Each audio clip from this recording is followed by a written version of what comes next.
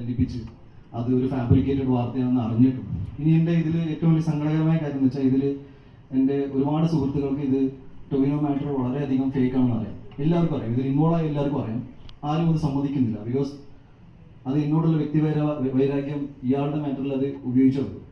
എനിക്ക് അതിൻ്റെ റീസൺസ് കേട്ടിട്ട് നിങ്ങളുമായിട്ട് പങ്കുവയ്ക്കാൻ പോലുള്ള മാറ്റർ പോലും അല്ല എന്നാണ് ഞാൻ വിശ്വസിക്കുന്നത്. ഞാൻ ആ ഡിഗ്നിറ്റി മെയിൻറ്റെയിൻ ചെയ്യും ആസ് എൻ ഇൻഡിവിജ്വൽ.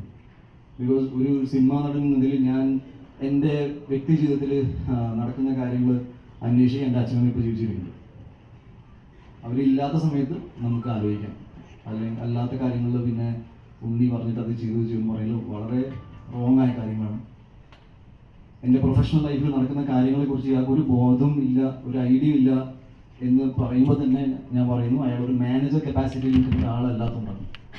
ഞാൻ വർഷത്തിൽ 5 പടം ചെയ്യുന്ന ആളല്ല.